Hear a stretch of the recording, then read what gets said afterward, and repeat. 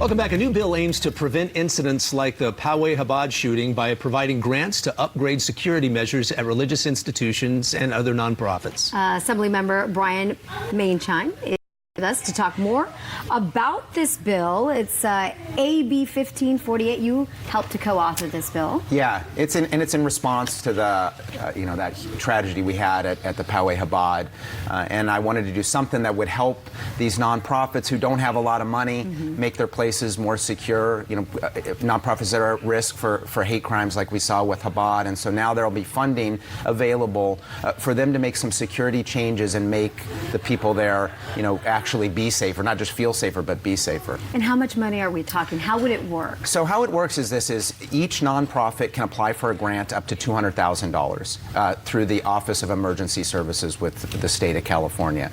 And if they succeed in getting that grant, they'll be able to make design changes. It could be security doors, alarm systems, metal detectors, training for security guards, any host of things that would tend to make people safer are all eligible to be part of the funding. And some of these things, if you look at, for example, at the Chabad, some of the design changes that would make sure that somebody couldn't walk in an entryway and open fire, just even moving doors and making angles there, things like that actually really aren't that costly, really would go a long way. And so I've talked out there with Chabad a number of times about some of the design changes that could be made, protections outside so somebody couldn't drive by and shoot, for example.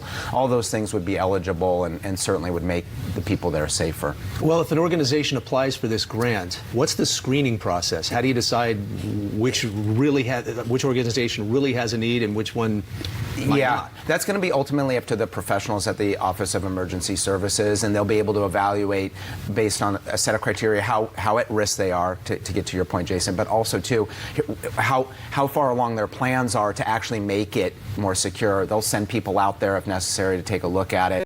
So it's all a process through the Office of Emergency Services, but they're the ones with the expertise to really be able to evaluate how successful those would be.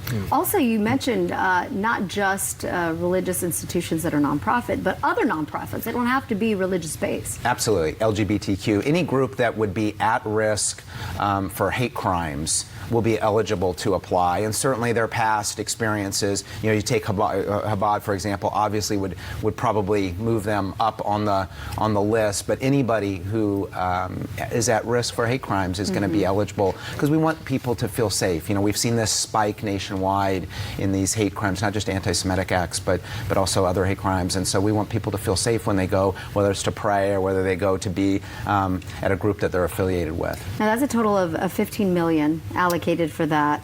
There's also, on a separate note, you've identified $4 million for, I guess, some improvements regarding the American Disabilities Act. Yeah, yesterday was really great. We went out to Scripps Ranch, and we got, I was able to get $4 million in the budget for a huge community park out there in Scripps Ranch for youth sports and adult sports, all the things that they use out there for that park. So they'll be able to do ADA upgrades, make the park accessible for people with disabilities, and also allow the community to continue to make improvements on the park. The community couldn't make improvements until the ADA requirements were done. And so now those will be done, so now the community will be able to step in with additional money too. And that park, I know you guys are familiar with it, that park is used morning till night, all week long. And so it's pretty exciting that they'll be able to now expand all the uses there too. So we did that yesterday. It was a good day. Would this grant include funding for armed guards? It would. Yeah, so to go back to the Chabad, to that grant, the security grant, it does. It allows funding for armed guards if that's going to be necessary. Obviously, that's going to be up to the groups, and it's going to have to be part of the grant process, the grant application process. But yes, in answer to your question.